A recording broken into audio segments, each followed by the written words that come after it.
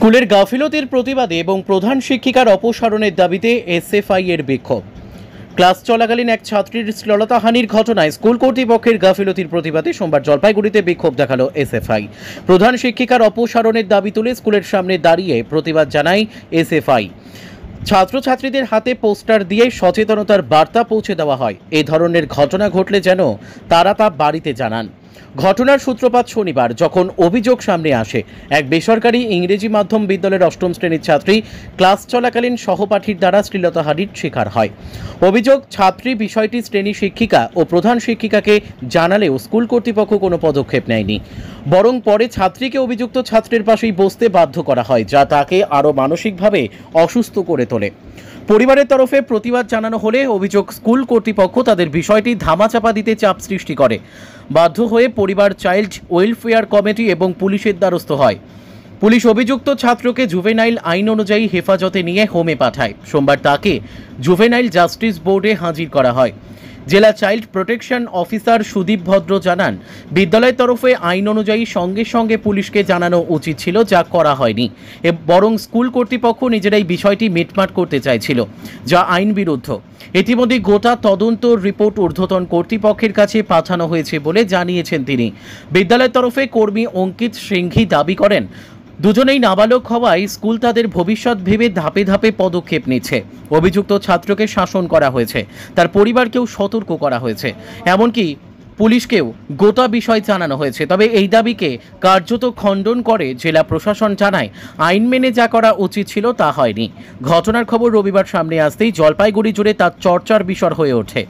অভিভাবক মহলের প্রশ্ন, স্কুলের ভেতরে যদি ছাত্রী সহপাঠীর হাতেই নিগৃহীত হয়, তাহলে নিরাপদ সহাবস্থানের পরিবেশ কোথায়? অনেকেই মনে করছেন, শ্রেণী শিক্ষিকা ও প্রধান শিক্ষিকা যদি ঘটনার পরই প্রশাসনিক ব্যবস্থা নিতেন, তাহলে হয়তো পরিস্থিতি এতটা জটিল হতো না।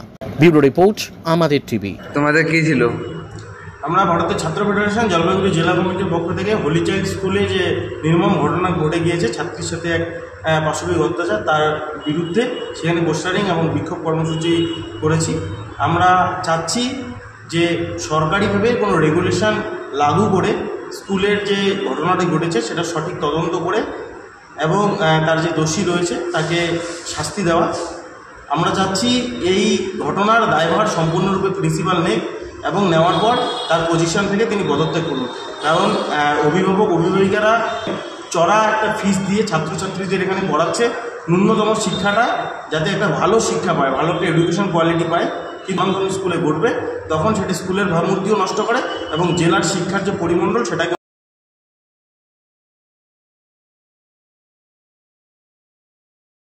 হোসেন, এসএফআই জলপাইগুড়ি জেলা কমিটির সভাপতি। আজকে আপনাদের কর্মসূচি কী নিয়েছিল? ইতিমধ্যে আপনারা বিভিন্ন মিডিয়ার মাধ্যমে জানতে পেরেছেন যে জলপাইগুড়ির যে হলি চাইল্ড স্কুল আছে, সেই স্কুল থেকে শ্লীলতাহানির অভিযোগ উঠে আসছে। এক ছাত্র তার সহপাঠী ছাত্রীকে স্কুলের ক্লাসরুমে তার সাথে নোংরাতম ব্যবহার আচরণ করে। তো এই বিষয়টা নিয়ে ছাত্রছাত্রীরা যখন প্রিন্সিপালের কাছে অভিযোগ জানাতে যায়, তখন সেই প্রিন্সিপাল এই ব্যাপারটাকে ধামাচাপা দেওয়ার চেষ্টা করে, ছাত্রছাত্রীদের মুখ বন্ধ করে রাখার চেষ্টা করে। তাই আজকে আমরা স্কুলের সামনে গিয়েছিলাম, স্কুলের সামনে বিক্ষোভ কর্মসূচি পালন করেছিলাম। আমরা ছাত্রছাত্রীদেরকে সাথে কথা বলেছিলাম এবং স্কুলের বাইরে পোস্টারিং করেছিলাম। আর আমরা দাবি করছি যে এই প্রিন্সিপালকে অবিলম্বে পদত্যাগ করতে হবে, যদি তা না হয় আমরা অবিলম্বে বৃহত্তর আন্দোলনে নামব। আপনারা এই কর্মসূচির মাধ্যমে ছাত্রছাত্রীদের কী বার্তা দিতে যাচ্ছেন? আমরা জানি প্রত্যেকেই যে এই বেসরকারি স্কুলগুলা যে ছাত্রছাত্রীদের অভিভাবক আছে তাদের কাছে খুব মোটা পরিমাণে টাকা পয়সা নেয়, স্কুলের ফিস অনেক বেশি, কিন্তু সেই ফিসের তুলনায় স্কুলের যে পরিকাঠামো সেটা কিন্তু উন্নত মানের না। স্কুলের ভিতরে এরকম শ্লীলতাহানির যে অভিযোগ বারে বারে উঠে আসছে, শুধুমাত্র জলপাইগুড়ির হলি চাইল্ড স্কুল না, এটা গোটা রাজ্য জুড়ে বিভিন্ন স্কুলে এরকম অভিযোগ উঠে আসছে। আর হচ্ছে কিছুদিন আগে আমরা যখন ডিআই অফিসের দিকে ছুটে যাচ্ছিলাম, এই জলপাইগুড়ি জেলার বিভিন্ন স্কুলে ছাত্রছাত্রীরা একত্রিত হয়ে, তখন কিছু রাজনৈতিক দলের নেতা তাদের উস্কানিতে বিভিন্ন মিডিয়ার বন্ধুরা আমাদের প্রশ্ন করেছিল যে স্কুলের ছাত্রছাত্রীদেরকে সংগঠনে আনা ঠিক নয়। কিন্তু আজকে যখন আমরা দেখলাম যে হলি চাইল্ড স্কুলে যে এরকম একটা নোংরা ঘটনা ঘটে গেছে, এটার কারণ একটাই, যে স্কুলের ছাত্রছাত্রীরা সংঘবদ্ধ হতে পারছে না। হ্যাঁ, সেখানে হয়তো রাইটস নেই সত্যি, কারণ রাইটস নেই জন্য সেখানে তারা সংঘবদ্ধ হতে পারছে না, তাই এরকম নোংরা ঘটনা ঘটছে বারে বারে। আর এর দায়বদ্ধ নিতে হবে স্কুল কর্তৃপক্ষকে আর রাজ্য সরকারকে। আপনার নাম এবং পরিচয়? আমার নাম রিয়াজ আহমেদ, আমার পরিচয় জলপাইগুড়ি এসএফআই জেলা কমিটি মেম্বার। পুজোর আগে স্বনির্ভরতার পথে প্রথম পদক্ষেপ নিন। বাড়ির কাজ বা পড়াশোনার পাশাপাশি আয় করতে চান?